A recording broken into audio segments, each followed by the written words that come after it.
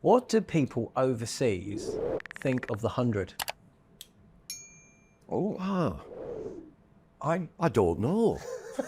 I've not asked anybody. You know, in England or in the UK, we seem to tie ourselves into knots and the rest of the world kind of look at us. Do you remember Stephen Moore? Do you remember Stephen Moore, who opened the batting for Worcestershire and Lancashire? I did some commentary with him. He's South African descent. He was from South Africa. And he just said, that 100 will be dead in 5 years. I said, you are joking. I said, it'll expand and get bigger and bigger, get bigger. They're going to sell it off, aren't they? 49%, which is owned by the board, the ECB, will be sold off to franchise, where the stadiums keeping 51% controlling. But that will be massive investment, and all the talk is, where's the money going to go? Because all the other counties will want a big dib of it, and so they should get it as well. But do you think that anybody's going to be interested in buying 49% of a 100 team? And maybe they will. I mean, they already are, aren't they? But we already know that owners have tried to get in. So, yeah. From an Indian perspective or an Australian perspective, what are they thinking watching what we're doing here? I think the main issue with the 100 was that they complicated an issue that they didn't need to complicate, right? So they went to a bunch of mums blogs and they said, what would make you want to go to cricket more? And they all went, well, if it was shorter. It's like, if you asked me, I don't like anime. Really apologize to all the anime fans out there. Well, I don't like anime.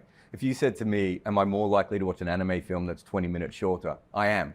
But I'm still not going to watch anime because I don't like anime and I don't get it. And it's fine, right? And so they went to these bums blogs and they said, do you want to make the game, if we make the game shorter, are you more likely to come? And they said yes. But me and Bumble know about 30 ways to make the game shorter without taking, I was trying to explain this to my 10-year-old son, because he was saying, he goes, take me through the formats, I'm confused. You know, test, we got ODI, we got, T20. I said, yeah, then there's the 100.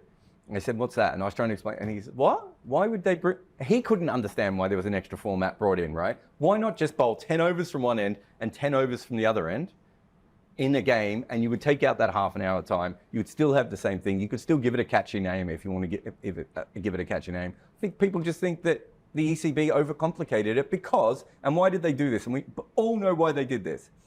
30 years of neglect of the game. They hadn't been growing the game for 30 years, and it was a panic move.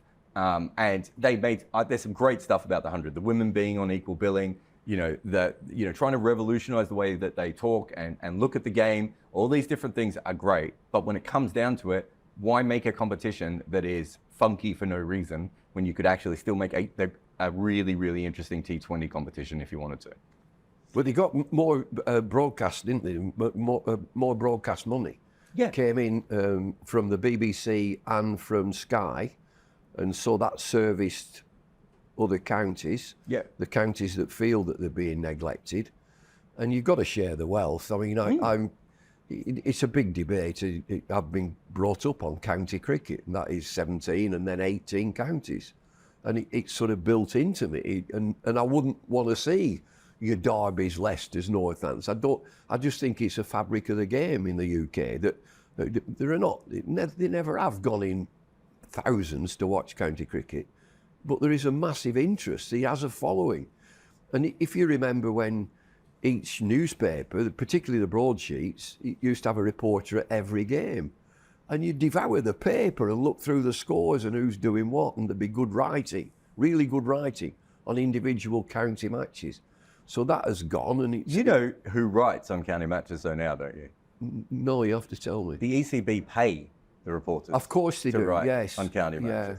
Which just tells you how far it's fallen. And also, it's such a backwards thing. There is so much more that you could do with that sort of stuff. But that shows you where county cricket has ended up. That even when I first started, which isn't that long ago, Bumble, I'd go to the Oval and every newspaper would have a reporter there. Yes. I don't want to say my career is that old, but the first time when I started, they literally, a guy plugged a phone into the wall and dictated his copy back to the Times. I didn't even know you could do that. I thought you had to use a computer.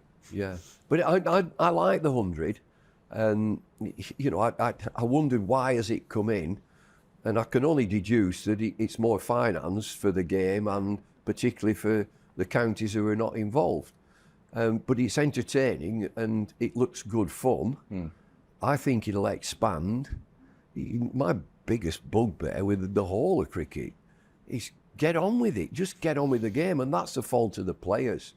The players find every reason going to make it slower. Well, remember when T20 started, there was a time clock that the batter had to be in. You know, I have my own. You get asked all the time, John, what law would you change? And I wouldn't change a law. I'd just administer it. The batsman has to be ready when the bowler is at the end of his normal run. Yeah. No, they just mid-over, they'll go down for no apparent reason and have a chat, two batters. Bowl. But if he's not stood there and you're at the end of your run, just bowl. And that's part of the game. It's built into the laws of the game. On AM, on DAB, via the talkSPORT app and on your smart speaker. talkSPORT.